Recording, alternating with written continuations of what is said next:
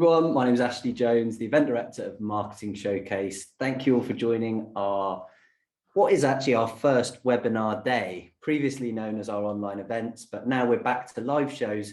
We're running these once a month webinar days where we bring you our best speakers, our best content through the virtue of Zoom. So I'm just going to allow the last few people to join this session, ramble on for a little bit, and then we'll get Adam, the CEO of Force24, who is our special guest today, onto the call so we can kick this Q&A off. So let's get underway. Adam, would you like to join me on the stage as the CEO of Force24? How are you? Good morning, Ash. Yes, very well, thank you. Are you? Hey, mate, are you okay? Good. I'm very good. Good. How are things going? Yeah, really good. Busy at the moment. Busy. I think the industry and the world are starting to wake up, and everybody's sort of starting to fire back into action. This petrol malarkey doesn't help, but I think generally we feel like we're recovering nicely at the moment, which is positive. Good. Well, I'm looking forward to this Q&A. I always like doing these with you. So we're gonna should we just crack straight on with it? Yeah. Tell you what I'm gonna do. Beforehand, thank you, Victoria. Yeah, the shed. It is the home office, and if anybody's not got one of these in their back garden, they need to get one. They're awesome. Best place to do your work from home. Anyway, sorry, carry on. Let you. Don't have the luxury of working from a sauna, unfortunately, but there you go. Well, I'm going to start things off, Adam. I want to get a sort of state of play. We've done this in one of our Q&As before, but let's ask people where they're at with their email marketing currently, so we can hopefully get a feeling for the audience. So we've got three options there: not sending but want to, batch and blast, or are you a marketing automation wizard? And I'm going to leave that running, Adam, and I'm going to ask you the first question, which comes from Nina.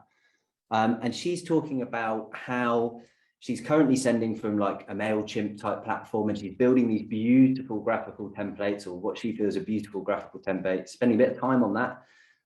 But then for her B2B audience, it's not hitting the mark. It's not getting the results that she used to find. And she wants to know why that is. Have you got any insight to sort of graphical based emails, image rich emails, and how they perform currently? Yeah, so anybody that's listened to me talk before always knows that it's for me, it's about where you point that labor. Where do you point that effort? So the culmination of all your efforts should be in the creation of the email template. And I always say that you've got 5 minutes to build your email template. So I'll work through this very quickly, but essentially content is where we spend our time. We spend all of our time making awesome stuff that people want to engage with. If we're spending time building great emails, then we're just building really nice aperitifs. Nobody's going to come to our restaurant and eat. We need to have the meat that they engage with. The email should be 5 minutes worth of work, and it should be rationalized to 10 words, 1 button, especially in that B2B acquisition context. Simplify, simplify, simplify. You're interrupting my day. So if you're going to interrupt my day, you need to do it with something that's well thought out, well considered, sharp and punchy. But the other thing very quickly that I always find that people talk, I noticed, you're going to ask all 3 questions because I've just got it on screen now that Nina put forward, or do you want me to work through? Yeah, let's move on. I'll give you some context to it. So we're talking about the next couple of questions that Nina asked, just for anyone that's watching. Opens are hitting spam bots. So let's talk about spam filters and how they affect sort of this style of email. And things are getting there's obviously email overload. So Nina's finding that her emails are getting ignored, and she's thinking about chucking it in entirely. Bingo. Right. So thank you for asking those questions, Ash, because it leads nicely into what I was about to say. So it's about saying, right, marketeers, what's your job? Is your job to build emails and send it out? No, it's not. Your job fundamentally is to relate to the audience. It's to understand this audience, know what makes them tick, know what gets them excited, and understand what you've got to send to them that's going to get them to engage. So if you're putting all your time looking over here, looking in from what the business is asking you to do, which kind of makes sense, and then not applying a marketing lens to make it what these people out here want to see, we're missing our job. So Nina, I totally sympathize with you. I get it. I understand where you are. And putting all that time and effort into that little output is the wrong place. Put the effort into the content. And we always say, when you send it, you got to be more Gordon.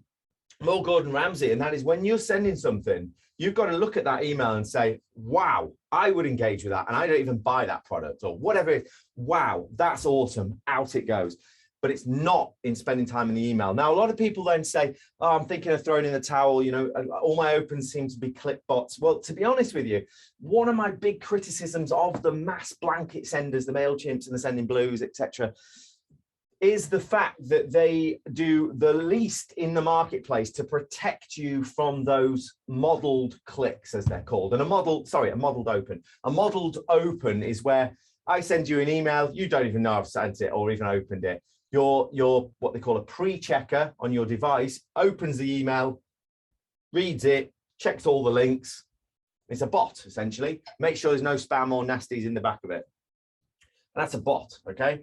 But the online providers, they see that click, they say, oh, that's interesting. There's a click there, but there's no open. So they model an open and say, well, in order to have clicked it, you must have opened it, but it's not a real human being. So therefore, you get skewed results. And I think in December 2018, and that's the last time I've got this stat, we suppressed 60% of all clicks due to bot activity. 60%, that's where we're at. So if you are using one of those big providers, you'll tend to find that your open rates, your click rates are massively inflated from the reality. And actually, you've got to get down to looking at the brass tacks. And now the reality is, so a lot of people say, well, I'm thinking of throwing in the towel because we're just not getting the engagement. And I've got to ask you, look, that's the wrong way of looking at it. Anybody on here, have you got Outlook open right now? Probably yes. Or, you know, maybe not right this second, but how many times today are you going to open Outlook? Most of the day, Outlook is going to be open. My calendar's in there, my email's in there, it's connected onto my phone, my email's on there. Email is there, it works, it's powerful. You've just got to get the technique that pulls people in. That's the point that I'm looking at. So, yep, always open. No, Adam, that's great. Can you sort of give us some specifics on, Victoria asked in the Q&A live today, that the graphics are hitting firewall. So, I mean, I've read about the basics of email marketing where they sort of say there's an image to text ratio. You know, is there any actionable advice you can give someone like Victoria that can go away today and say, this is what I'm going to change in my emails to hopefully miss more spam filters? Yeah, okay. So there is a myth to say that there needs to be a balance. That myth is not necessarily true. So in the old days, the email parsers or pre-checkers couldn't read the images. Okay, so they would say that, you know, we're going to parse the HTML, but then the problem is when you open the email, the images all download and they're pictures that are totally different. You know, they can't verify that it's not pictures of naked men and women or whatever, which is the point of the pre-checkers. Whereas now, so what they used to say is, look, you know, your image to text ratio has to be 70-30. 70% of the page composition needs to be plain text and 30% is images, whatever. Now they can filter those images and they can pre-check those images. So it doesn't matter. They've not placed as much attention on it now. But what you do need to say is, well, okay, let's take best practice. And best practice says, if you've got an image in there, you've got it for a good reason. And we believe that the images there are served to build desire, and they're not a fundamental part of the message. So if you've got an image in there, it should only be there to support desire. So my view is, I don't want to see plain text emails, that look like I've sent them to you or whatever. What I do want to see is that you move to a more text-based approach where small, very sparse, simple images are supporting a message. And I have a rule, 10 words, 1 button, and then a further image to support that, to push the user's eye back up. That's it. So I'd probably say, whilst yes, mail checkers and what am I even saying? The pre-checkers. Pre-checkers, yeah. Pre-checkers are more intelligent now and actually can parse that image. I'd say, actually, I'm still on that 70-30 rule. 30% of it is images, 20% of it is images, 70% of it is content. But I do have some examples that I could flash up, but I'll save that for when somebody asks a question. Yeah, and am I right in sort of summarizing there that age-old thing that, okay, my ratio of text to images is going to determine whether this ends up in spam? That's just outdated. There's so many other things that are hitting that we need 100%. To focus on. Okay, 100%. It's a bigger question than that then. It's about getting the user to engage. That's the biggest, most important part. So thanks, Adam. So everyone will see there, this is the poll that we ran at the start, just to give everyone sort of some insight to where everyone is. And we'll find that a majority of people are in that batch and blast sort of camp. We've got more people not sending than our marketing automation wizards, but the predominant thing is I'm going to get my list, and every Monday or every other Monday, I'm going to bang out to all of them.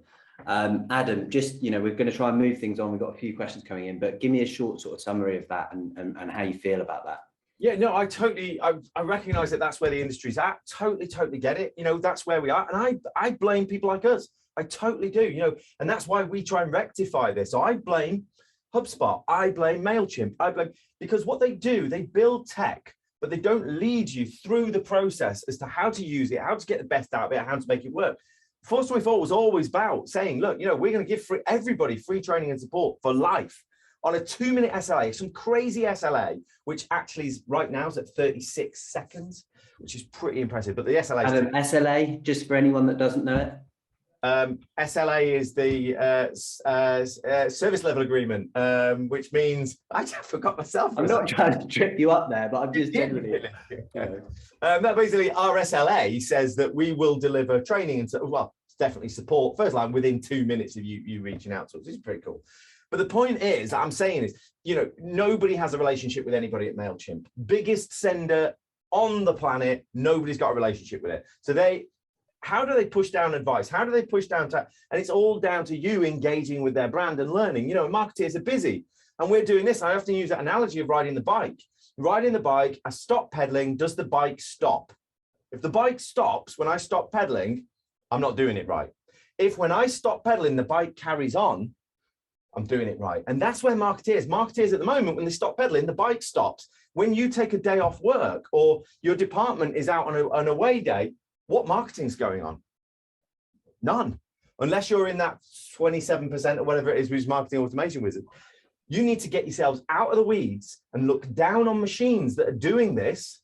You're doing the creative work, you're doing the engagement work, but all the data segmentation, all the sending, everything is done by the machines based on your rules that you've set. So I see that this is the case, and we've got to try and get you there. And we all know that this is the right direction, but it's just, how do we get you there? And that's, like I say, that's why we said, this is why we're going to be different. We're not just going to be a Me Too. This is going to be a different play altogether. And that was 10 years ago. And that's still the same case today. So the next question that's coming in from Abby, sorry, not Adam. Lots of A's going on. We've got Ashley, Adam, and Abby. Abby's talking about open rates and how she can increase them, which I'm sure is something you're asked all the time. Yeah. But let me give you some context behind Abby. Sure. She's got a mail merge where she's been doing mail merging in the subject lines, I'm assuming, and they're trying to mitigate against it looking like spam, but they're still getting a very low open rate. Now, I don't know, she hasn't told me what her open rate is. So if you can say what a average open rate is, I know it varies per industry, perhaps we can start to benchmark things. Okay, here's my view on this. Okay, I want your open rate 20% upwards. 20% upwards. If you're going to tell me your open rate is 6%, your open rate is 12%, I want it 20% up. And you know the easiest way to get your open rate up, the easiest, quickest way. Take everybody that's never opened an email from you and stop sending them emails. Take it out. Only send to those people that are opening. All of a sudden, your open rate goes to 20%. Great, I've done it, I've cracked it. Just maths in that basic, simple formula is take the people that don't open out. They've never contributed to your business, never, ever contributed to your marketing success. They don't open your emails, and actually they're damaging you. So marketeers' view should be, who do I take out? We're trying to get more in to the pot to increase our footprint. Reality of it is we should be taking out more aggressively than we're putting in, because it's that data that's not engaging that kills the quality of what the output. Microsoft want you at 20% upwards. We want you at 25, 30% upwards. If you're not, doesn't mean we're going to turn you off. It doesn't mean Mailchimp and we're not going to turn you off. We're just going to say, look, we need to get better. We need to look at how we do this better. Now, the other thing is, I want you to, you said something there, Ash, which sort of picked my attention a little bit. And you said, you don't want it to look too spammy. Don't spam then. That's the easy answer. So here's the thing, right? Marketeers see email as being when I send it, it's either spam or it's good. No, it doesn't work like that. So to me, spam is relative to the recipient. So emails from Ash to me are not spam, because I'm probably probably a little. The point is, because I'm interested, I'm probably talking on them. I'm probably involved in them. I want to know what's coming up next. So to me, anything that Ash sends is like solid gold. I'm in, I'm listening. Now on the next person down the chain, in the email chain, oh God, not that marketing showcase again, trying to get me to go to an event, trying to give me free information, trying to make me have a nice time. God damn them. No, but the point is that what I want to remember is we sit here saying that, we as a marketeer can say that's spam, that's not spam. We can't. It's about the recipient. And that says to me, segmentation. That says to me, it's all about segmentation, but it's not about butcher, baker, candlestick maker segmentation. It's about levels of engagement segmentation. So people that are really engaged, they open every email, they click our website, they go and look all over. Well, let's send to them more often. People that aren't so engaged, they open one email every couple of weeks, months, whatever. Let's send to them a little less often than those guys. These guys have never opened an email ever. Okay. Well, let's treat those very, very carefully, and let's send one email once a month to those, or once every whatever. But that's okay, because you're doing more volume to these ones, and that's propping all the averages up, and you're getting a 70% open rate on this column of data here, but you're only getting a 20 here, but it averages out nicely to work out about 25%. And so the point is, it's just maths. That's what we want you to look at and say, the higher you can get that average open rate up, doesn't matter if we've got a few underperforming data sets, because as long as it's not the biggest proportion of your data is underperforming, we'll work on it. So good quality output, relate to the marketeer, relate to the recipient, and then build a send profile that works with the data. So how do you get your open rates up? Send to people that want to see what you're going to say. That's the easiest way. You were expecting me to say things like put this in your subject line, or you were whatever. And I do have views on that. And is there a question on subject lines, Ash? Yeah, well, that was the question. It was that they were working on subject lines. And I totally appreciate that. Well, you work backwards, don't you? It's far more important to send to the right people to open it. It doesn't matter. It's less important what you put in the subject line, because right. Now let's take subject lines, because this is the flagship. Everybody wants to know how to write better subject lines. Now, the reality of it is there is no right and wrong answer, because there's too many contexts for email. However, there is a technique, and that technique is that you start with a hypothesis and you've got to find your own formula. So this is a path that you go on rather than me say, here's the answer. So the path that you go on is you start with a formula, and you have to commit that every single email that you send from now on goes through this subject line formula. Well, everyone that you can fit in anyway. I mean, some that you can't do, your order is on its way or whatever. You can't really optimize that. But if it's a B2B acquisition piece or something like that, and you say, right, I'm going to go with every subject line that I go with now is verb. Okay, start with a verb. Interest, personalization, something like that. Okay, so you say verb, read, watch, learn a verb. I think it's a verb. Yeah, we'll go with that. Download, blah, blah, blah. How to be a great marketeer. John, this is for you. Yeah, or something like that. So you build those in. And what the aim of this is that you say, right, if you want to get better at anything, you've got to componentize it, and you have to have a formula, and you have to iterate and improve that formula. So you say, okay, let's try that same formula, but let's knock that verb off and let's put the personalization at that end. So we say, John, this is for you, how to be a better marketeer, whatever. And then we say, okay, let's get both of those off and just go with how to be a better marketeer.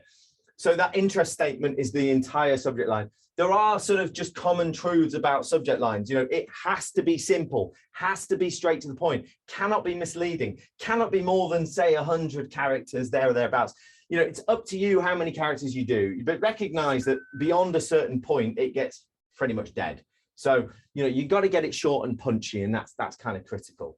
But a lot of marketeers don't build their formula in anything. And you could be building an email, could be building whatever. And within creative assets like landing pages, emails, paid ads, whatever it is, if you don't have a formula, you run the risk of never knowing what part of that ad did or didn't work. So if you have your formulas, And everything you do, my emails are so formulaic, not my emails, but our marketing department's emails are so formulaic. It's like intro statement, CTA, desire, trampoline, da da da da, every single time. And we know, don't mess with that formula. Keep it simple, because if we want to improve it, we say, well, let's try tweaking that and run that for a few campaigns. Oh, that didn't work. Okay, let's go back. Oh, that's recorrected it. Now let's go and improve. Whereas with creative assets, people do stuff like this. Oh, actually, they're fairly formulaic as well. But you know what I mean? It's like, oh, I'll start with a whole new design, and let me think about it. I'll have a picture of a cat here, and I'll put the logo down here, and I'll stop that.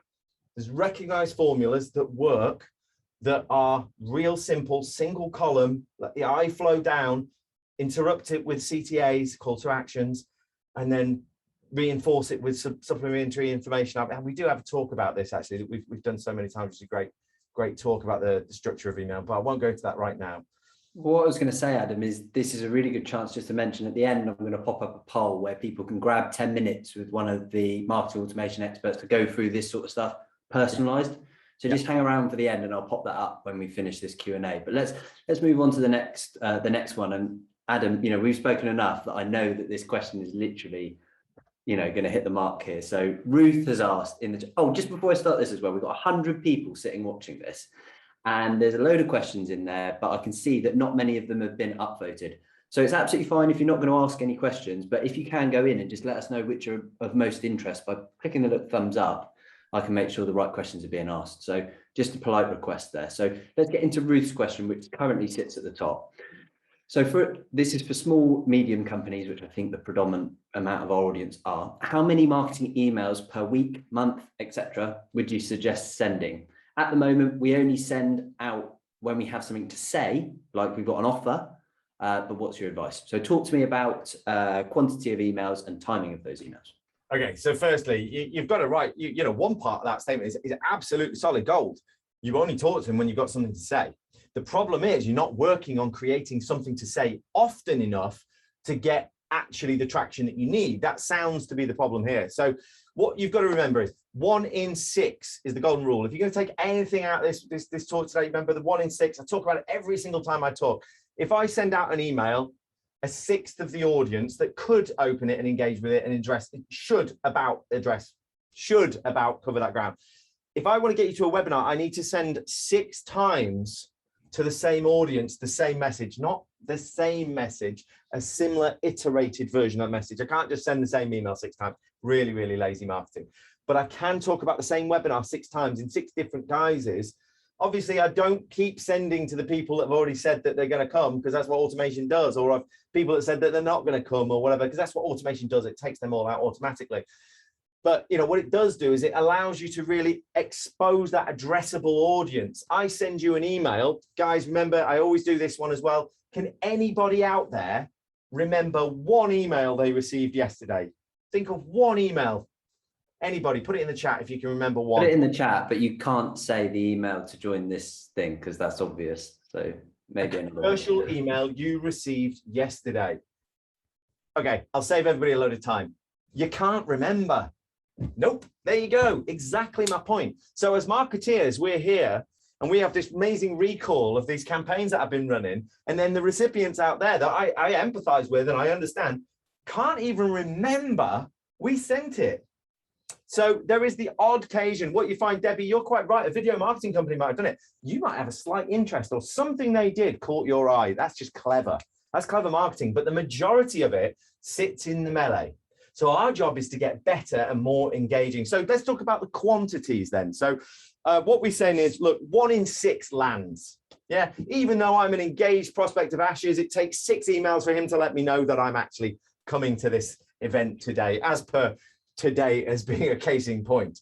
But let's talk about what Microsoft's view is. So Microsoft, who own the email world, you tend to find they represent in a B2B scenario, 70 or 80% of your marketing data is run through a Microsoft server. And they would tend to recommend 3 times a week. But get this one, 3 times a week. And if they haven't opened in 2 weeks, delete them from your database. That's their view. I mean, that is crazy. That's absolutely out there. but I want you to know where you are on the scale. So Ruth, where you've probably said, well, you know, we're talking when we've got something to say, and, you know, you're going to say, well, that's maybe once or twice a month.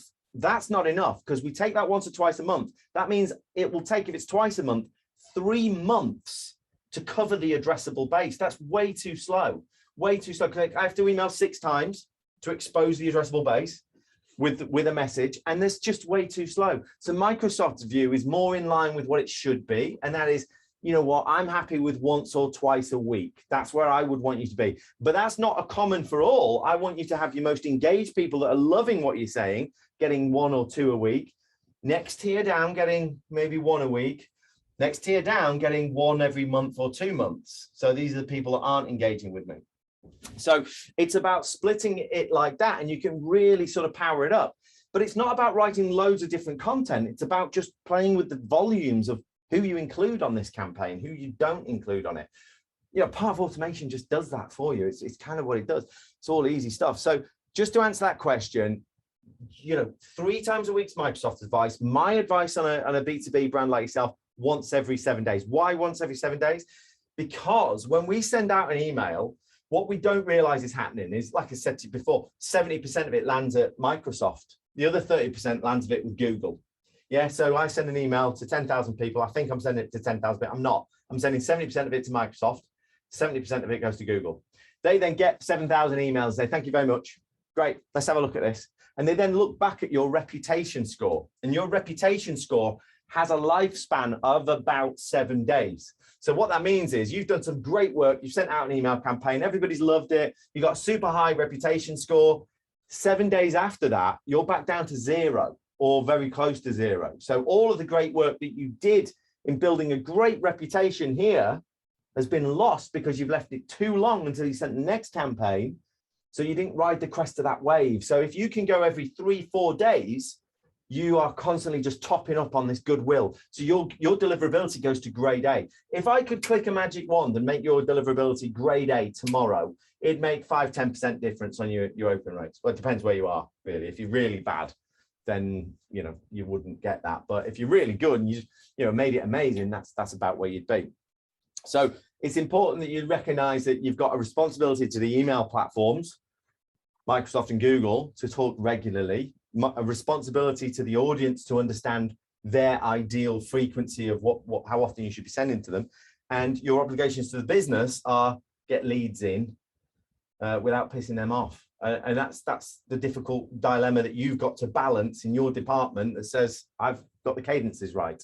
Again, it's what we help you with. So customers of Force24 get this sort of advice included, is what we do. Thanks, Adam. And Ruth's just backed up in the chat there. Great answer. She didn't know much of that. So you've solved, or you've helped solve at least one person in this chat's email queries. Look, it's 10 o'clock now. I'm going to do 2 things. One, for those that have got calls or whatever, I'm going to launch this end poll, which allows people the chance to grab that personalized consultation and talk about some of these things in more depth.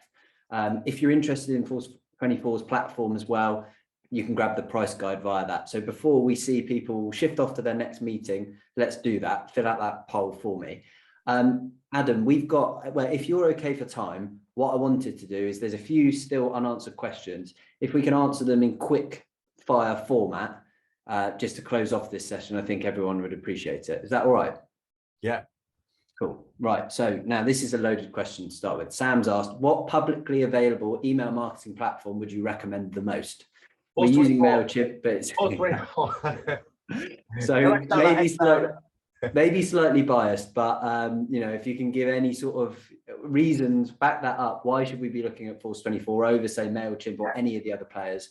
Let's just answer that one quickly. Yeah, because you're indulging in an art of rocket science. You're up against some of the smartest computers on the planet, and you're expecting to walk straight through. You've got a Google-style relationship with Microsoft and actual Google.